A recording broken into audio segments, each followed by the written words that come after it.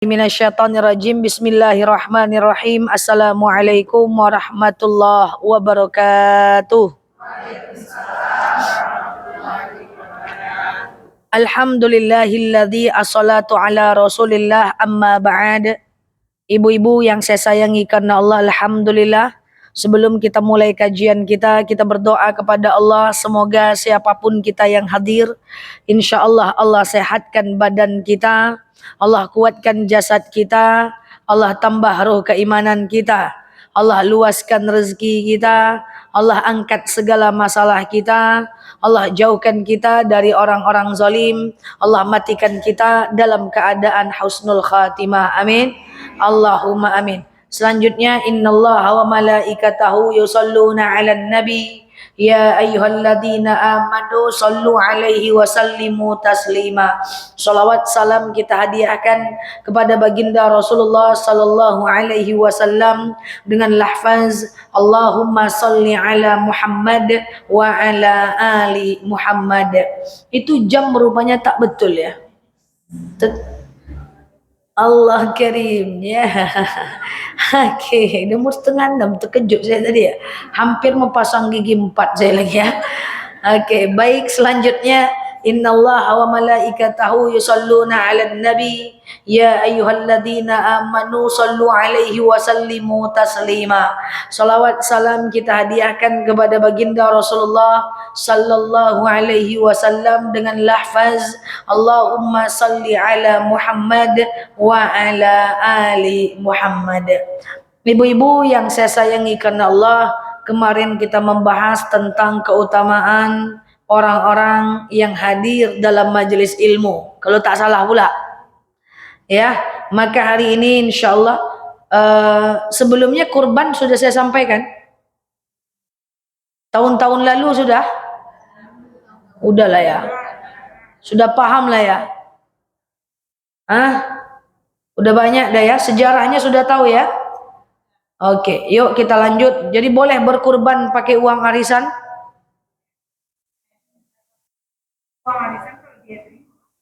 Iya, masih ada utang belakangannya boleh?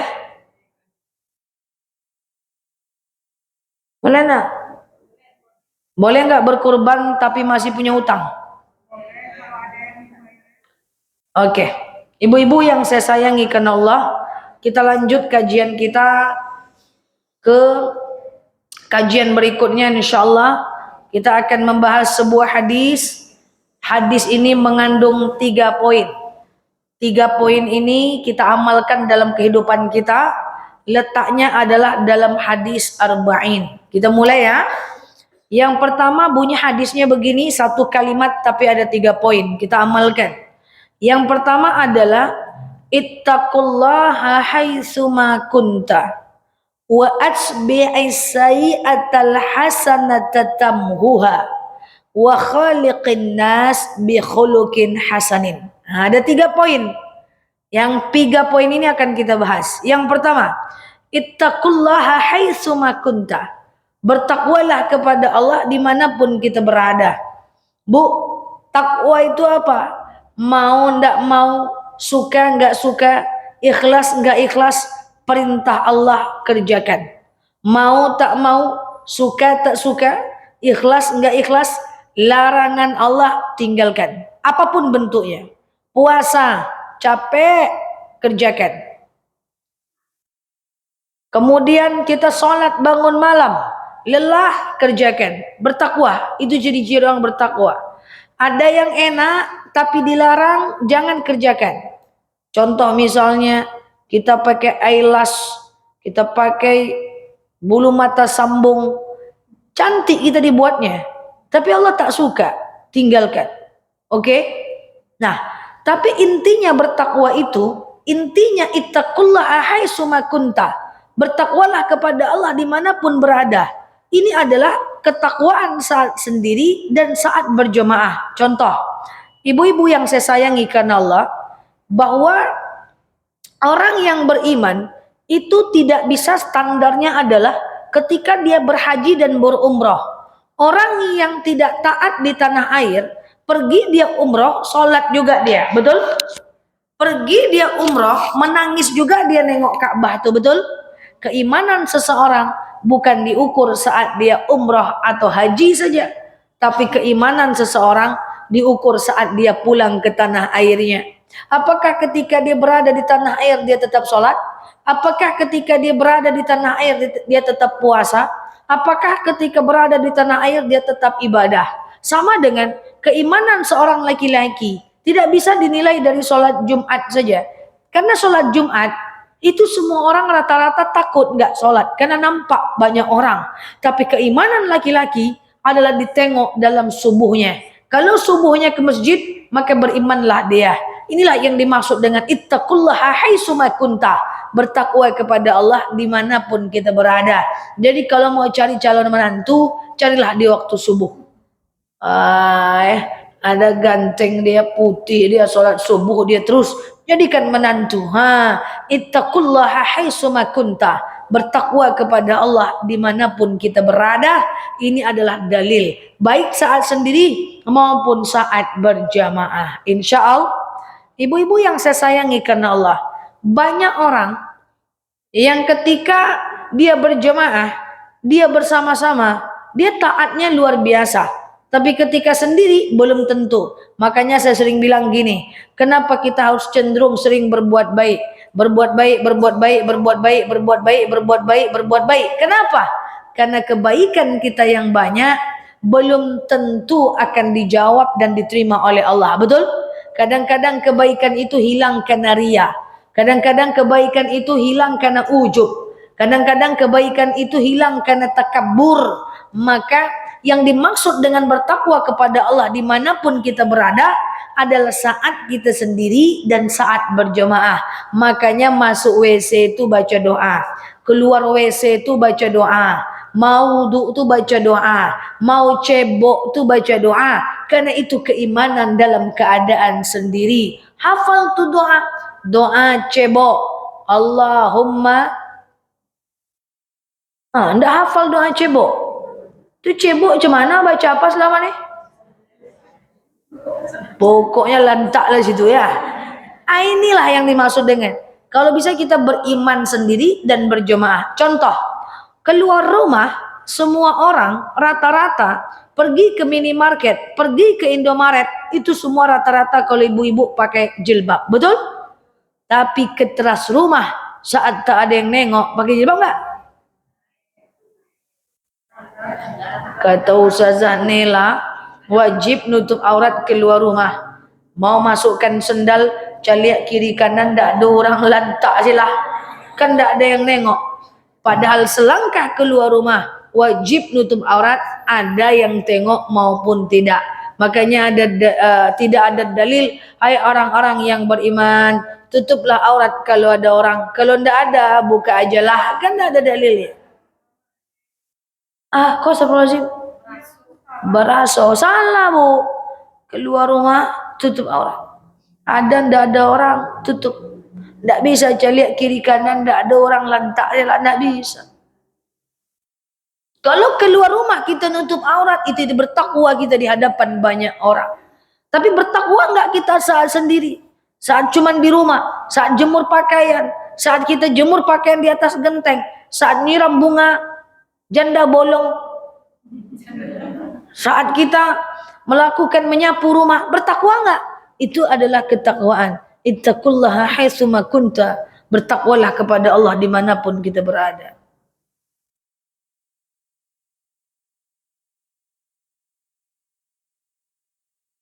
Ibu-ibu, makanya kita itu mau ada orang yang memuji atau tidak, kita tetap harus berbuat baik. Kenapa? Karena enggak tahu. Ya Allah, bisa loh ibadah kita itu hilang karena ria. Ada ponakan kita tinggal di rumah kita. Ada ponakan kita tinggal di rumah kita 4 tahun. Kemudian kita hidupi dia, kita kuliahkan dia. Tahu-tahu suatu ketika dia jadi orang yang baik, jadi orang yang sukses. Waktu dia sukses kita butuh bantuan dia. Terus dia tidak mau bantu kita, apa kata kita? Dulu ang dan bantu sampai tahun. Kinilah sukses ngangak-ngangak saya. Detik itu juga hilang pahalanya.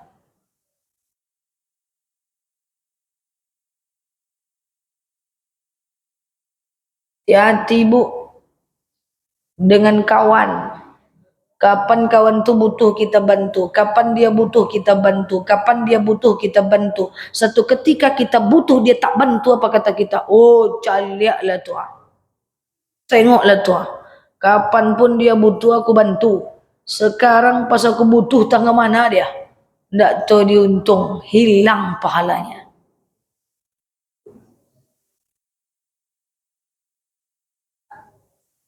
Khilaf. Tersebut tak boleh, dalam hati boleh. Keburukan yang masih dalam hati tidak jadi dosa. Kebaikan yang masih dalam hati tidak dilakukan, tetap dapat satu pahala. Keburukan yang masih dalam hati tidak jadi dikerjakan, maka tidak berdosa. Kebaikan yang masih niat dalam hati lalu kemudian dikerjakan, tidak dikerjakan, tetap dapat pahala. Makanya kalau ngedumel dalam hati aja, gosip dalam hati aja, tak jadi dosa. Sombong dalam hati aja, tak jadi dosa. Tidak. Makanya ya Allah, kok ponakan tu kapan dia butuh saya bantu. Suatu ketika dia sukses dia tak bantu saya. Curhatnya kemana? Bentangkan sejadah. Ya Allah, kok gitu kali dia ya Allah. Curhat sama Allah tak berdosa. Curhat sama manusia dosa, pahala hilang, buka aib orang. Tafadhol.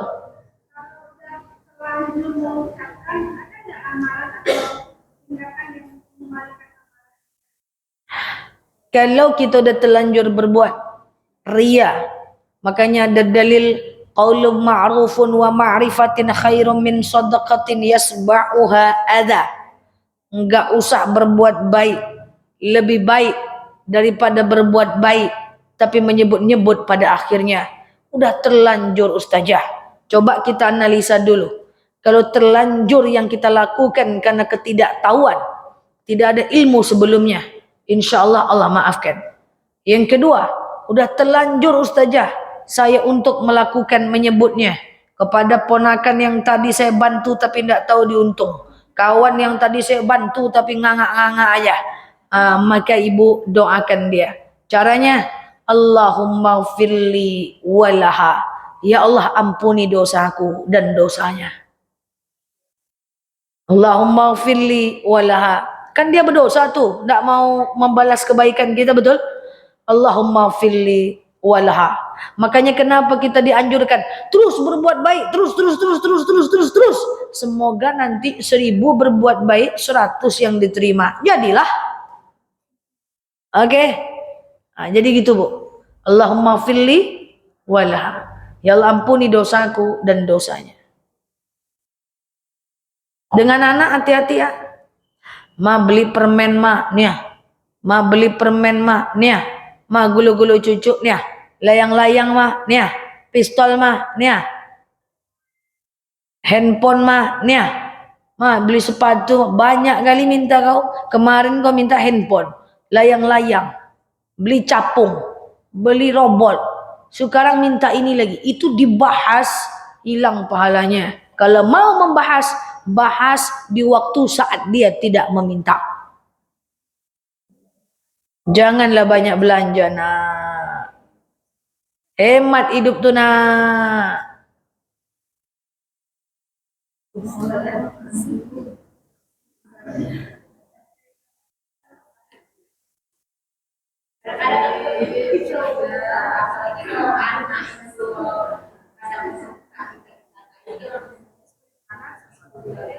Ibu tidak, kalau anaknya ngebentak, kita sebut semua kebaikan kita.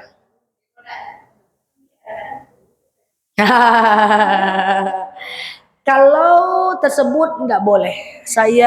Kita berharap sebutan kemarin karena kita belum ngerti saja. Sekarang udah ngerti, jangan dibahas. Kalau nanti terjadi lagi dia boros, mubazir, dia membentak, ngomong baik-baik saat situasi reda. Apa yang kau minta mak tak kasih nak? Kan gitu. Kau minta ini mak kasih, kau minta ini mak kasih. Apa tujuannya? Mak ingin senangkan hatimu nak. Janganlah kayak gitu nak. Tapi saat dia tak minta, Bu. Oke?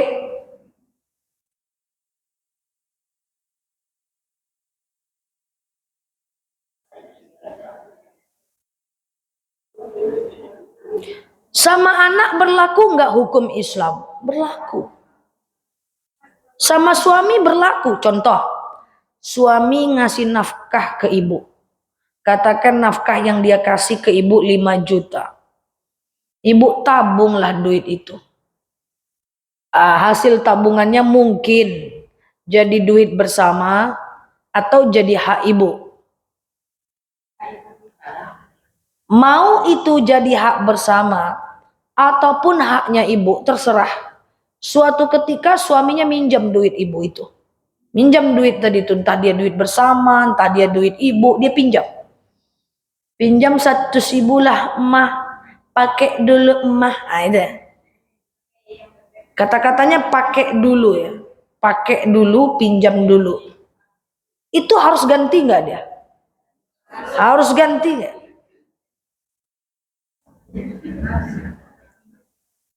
Tadi waktu dia ngasih ibu itu akadnya adalah akad nafkah sedekah. Waktu dia minjam akadnya adalah akad hutang piutang. Wajib ganti itu. Hukum berlaku walaupun cuma di rumah. Kecuali dia ikhlas. Kecuali ibu ikhlas. Ikhlas harus dengan sadar. Tidak bisa ibu lupa dianggap ikhlas dong. Istriku udah lupa dah berarti udah ikhlas. Tidak, harus sadar.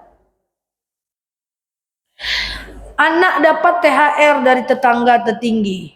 Banyaklah duit anak. THR dapatlah dia 500.000. Datang kita. Pakai dulu nak. Sampai akhir zaman tak diganti duit anak adalah. Hutang piutang. Diminta pertanggungjawaban.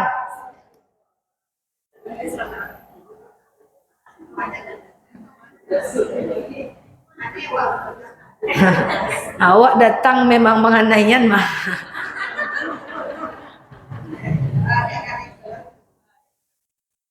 Jadi dalam rumah tangga berlaku hukum itu. Termasuk ria, sum'ah, pinjam meminjam, jangan dimasuk. Coba hitung berapa utang sama anak itu gantilah lah. Oke? Itu yang pertama. Ittaqullah haitsuma kunta, bertakwa kepada Allah dimanapun berada. Yang kedua, wa atbi'is sayyi'atal hasanata tamhuha. Kalau mau jadi orang baik, ganti setiap keburukan dengan kebaikan. Setiap melakukan dosa, tambal dengan kebaikan. Saya ulang, ganti keburukan dengan kebaikan. Harapannya adalah semoga kebaikan bisa menggugurkan dosa keburukan. Apa contoh? Ya Allah, saya komitmen sekali saya bergosip, saya denda sedekah 20.000. Gitu. Nerepi-nepiti keluar, cak diam lah.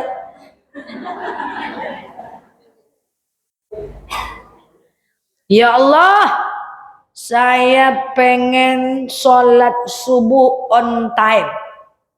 Sekali saya bangun telat, saya tetap sholat, tapi saya tambah duha 8 rakaat. Gitu. Ya Allah, saya tuh suka mengeluh. Sekali saya mengeluh, saya tahajud 2 rakaat. Gitu. Kita ini kan ngeluh aja tiap hari. Baru bangun pagi, sakit-sakit badan. Mana boleh mengeluh? Ngeluh. Baru mau buat sarapan, apa kata ibu? Yang dimasak, Pak. Pergi ke pasar deh, mama semuanya. Nyampe rumah terbaring bentar nengok cucian deh, banyak kali cucian Mas menjemur panas dia ngek benar. Hujan deh hujan. Gerimis panas, badangkang kapal lo gua. Lebat lebat betul hujan. Tak ada yang betul bagi orang yang suka ngeluh. Nanti habis dia jemur baring dia sakit. terdengar azan. Azan cepat betul, azan pun salah. Habis dia azan makan, sholat dia makan, dia dibukanya TV, tap, mati lampu, hantu PLN ini makan naik satu orang. Sekali mengeluh, maka coba ganti dengan kebaikan.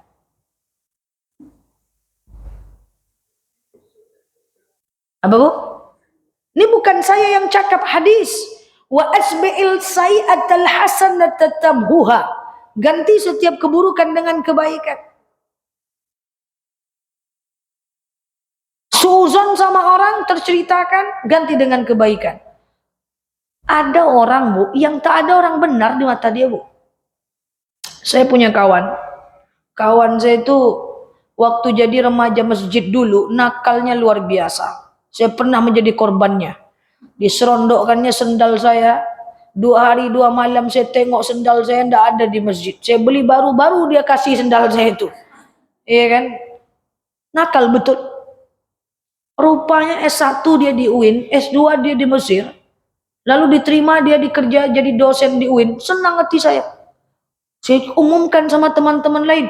Woi, tahu nggak kalian woi? Namanya si ini nih, ingat nggak yang nakal dulu? Mantap loh, masya Allah. Sekarang sukses jadi dosen. Saya dengan bangga menyebutkan teman saya sukses. Apa kata orang yang negatif?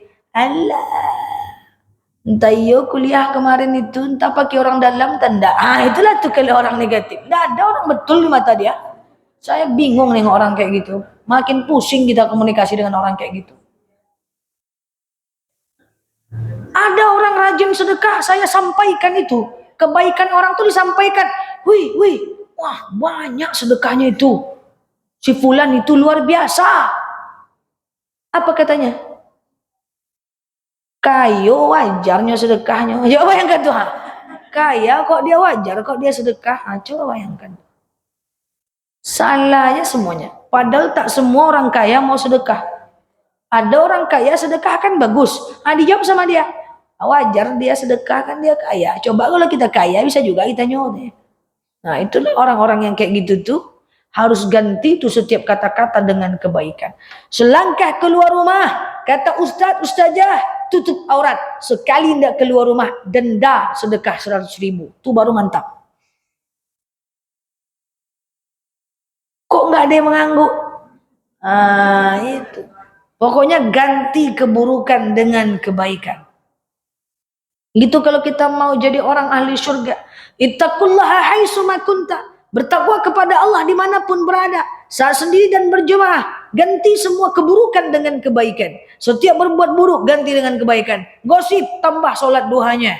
Ya, ria tambah sholat duhanya. Hati-hati nanti kurban. Kurban tuh kalau berkurban baca doa kurban. Inni wajjahtu, saat disembelih dipotong lehernya itu baca iftitah. Inni wajjahtu wajhaya lilladzi fataras samawati wal arda hanifan musliman wa ma ana minal musyrikin.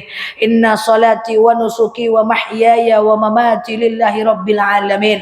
La syarika lahu wa bidzalika umirtu wa ana minal muslimin. Baca salawat. Allahumma salli ala Muhammad wa ala ali Muhammad. Takbir. Allahu Akbar, Allahu Akbar, Allahu Akbar. Baca doa kurban.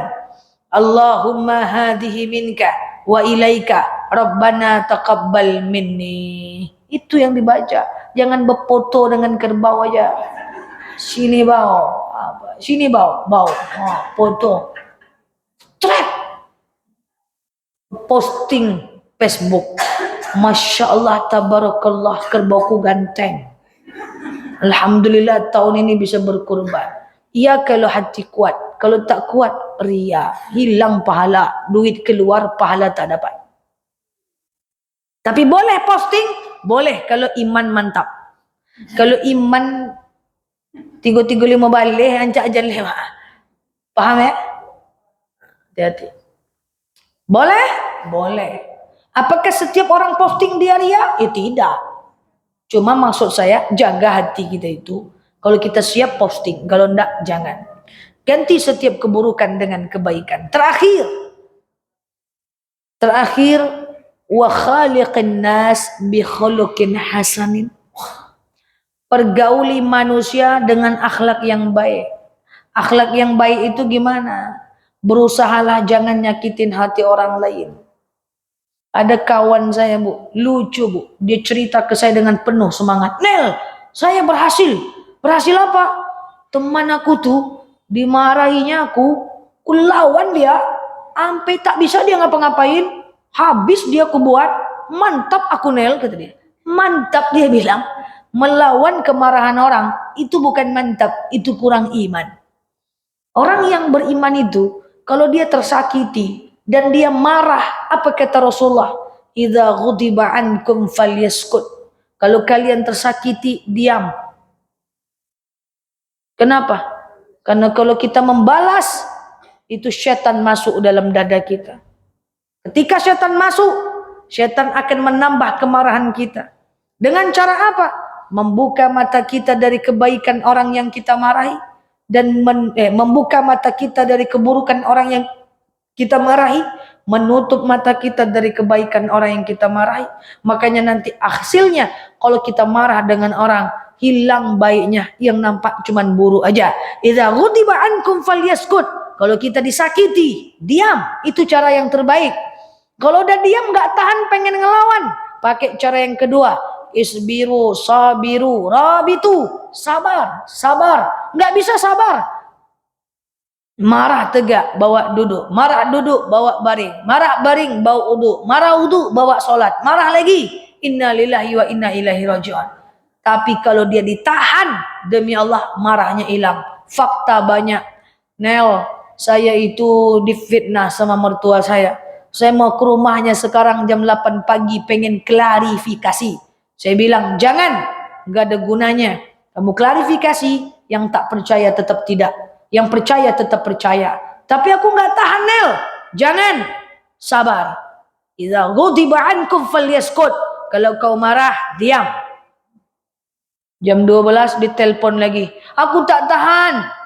Aku pengen membela diri. Apa untungnya? Gak ada untungnya. Pembenci akan tetap pembenci, biar waktu yang menunjukkannya. Oh, jam 4 telepon lagi. Kan sebenarnya kita harus klarifikasi, Nel. Masalahnya apa? Masalahnya saya dijelek-jelekkan. Kalau cuma dijelek-jelekkan, tidak ada masalah itu. Mana ada manusia yang tak dijelek-jelekkan? Ini semuanya wajah penuh lukanya. Semua manusia itu semua digosipin. Semua. Masalah kecil itu. Kecil sekali. Gosip orang itu, Bu, ibarat air yang kita isi tanah. Makin diaduk makin keruh. Coba diamkan aja, sebentar aja tuh. Artis saja sebentar gosip hilang, berganti dengan gosip yang baru. Betul? Mana ada gosip yang abadi? Sabarlah, tenang aja lah. Lakukan apa yang mesti kita lakukan sebagai hamba Allah. Tak perlu juga mengklarifikasi di hadapan manusia. Karena tidak perlu juga semua orang suka sama kita. Karena nggak semua orang penting juga bagi kita. Malam telepon lagi. Aku pokoknya pengen klarifikasi. Silahkan. Kalau kau klarifikasi, besok jangan cerita lagi. Karena aku udah tak tahu lagi gimana caranya. Mungkin tak pergi dia. Besok pagi saya telepon. Cemana klarifikasi tadi malam. Nggak jadi Nel, tertidur aku. Pagi ini pergilah. Nggak jadi loh. Nggak jadi aku marah. Nggak jadi marah. Karena udah dia tahan. Paham? Jadi kenapa ibu suka marah-marah? Karena nggak ditahan. Telonce aja. Tak semua perasaan harus diungkapkan. Tak semua pikiran harus diutarakan. Ada hal-hal yang bisa ditahan. Bisa istighfar, astagfirullah, tahan. Gak semua harus kita ungkapkan. Khaliqin nas biqaulatin hasanin. Pergauli manusia dengan yang baik. Maka saya bilang, dizolimi gak apa-apa. Yang penting jangan ngezolimi. Dihujat gak apa-apa. Jangan balik ngujat. Ingat, kepribadian kita akan diukur oleh Allah dan manusia. Ketika baru disalahkan sedikit, kita langsung membela diri, klarifikasi, kelihatan kita tak sabar. Ketika kita baru dizolimin sedikit, terus kita marah, kelihatan kita selalu ingin dipandang baik. Ingat, kita tak pernah diminta pertanggungjawaban atas pandangan orang sama kita. Kita cuma diminta pertanggungjawaban atas perbuatan kita. Hidup ini simple. Kalau kita disalahkan, salah, perbaiki. Benar, maafkan mereka. Udah, sesimpel itu. Lakukan aktivitas seperti aktivitas masing-masing. Jangan banyak kali mikir. Banyak kali mikir. Nih kalau ini gimana ya? Udah lewat pun mikir. tadi siang teman saya gitu lagi. Ini hari Senin ya? Ini hari Senin ya? Tadi siang, Nel. Iya, Kamis kemarin aku ngisi sambutan. Hadir pejabat. Aku lupa mengucapkan yang kami hormati Bapak Kepala Dinas. Lupa aku ngomong itu, Nel. Kira-kira tersinggung enggak dia ya? Saya bilang, kapan kejadiannya? Hari Kamis. Hari Kamis sudah lewat, Bray. Kenapa harus sekarang kau ingat? Iya, tapi pikir aku nggak tidur 3 hari 3 malam aja. Banyak kalian dipikirkan manusia nih. Aduh ya, makanya ada quote ya. Banyak kita nih yang berpikir lebih hebat dibanding profesor. Dan bertindak lebih sedikit dibanding orang buta. Yang tak penting difikirkan. Ibu ketemu sama teman di simpang. Sampai rumah dipikir, kok masam tadi mukanya ya? Tersinggung nggak dia ya? Kok masam ya mukanya? Tersinggung, ya Allah. Tak akan ditemukan jawaban sampai akhir zaman. Apa yang dipikir? Yang dulu udah lewat jangan pikir. Masa depan juga jangan banyak-banyak pikir. Rencanakan aja. Jangan pikirkan. Jangankan masa depan. Saat ini aja kita banyak pikir. Baru mau beli makan bakso sore-sore. Macet dak yo? Belum berangkat lagi. Udah macet dipikirkan.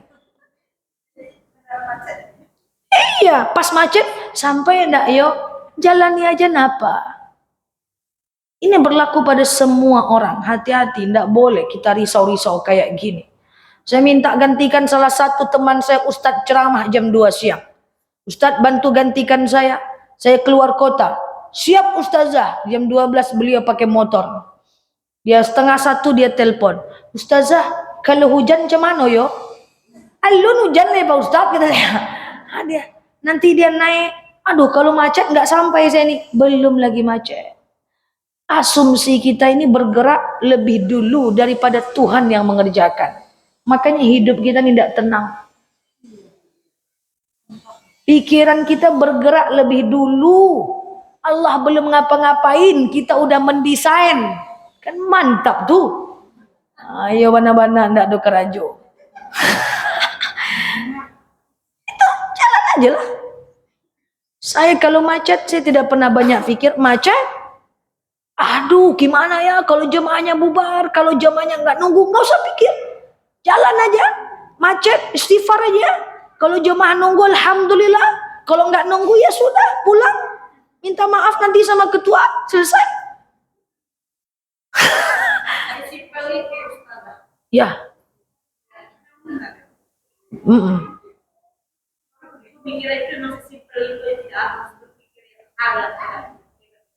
Enggak, masa depan boleh direncanakan.